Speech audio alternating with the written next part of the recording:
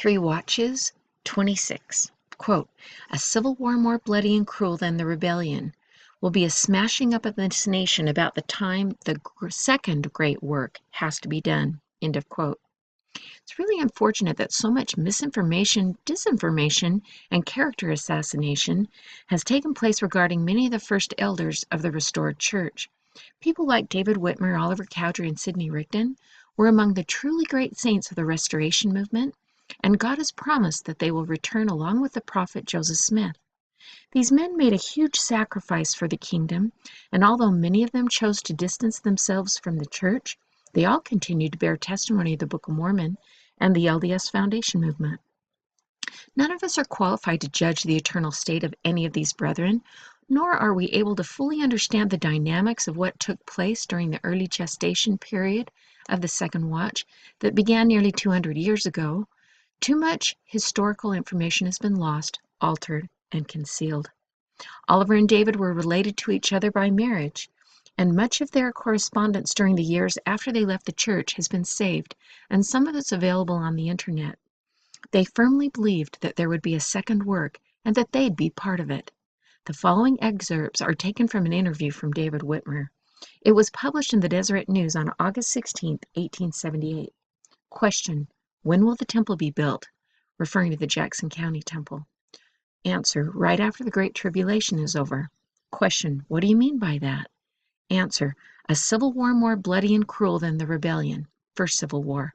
It will be a smashing up of this nation, about which time the second great work has to be done.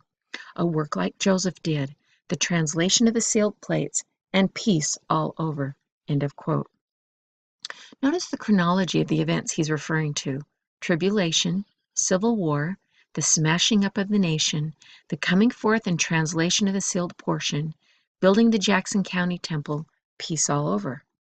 This demonstrates that one of the witnesses of the Book of Mormon, one of the earliest players in the Foundation movement, who had a special mission to testify of the book and who studied it intently and heard much doctrine preached by Joseph Smith, had a firm belief and understanding that there would be a second work at a later time.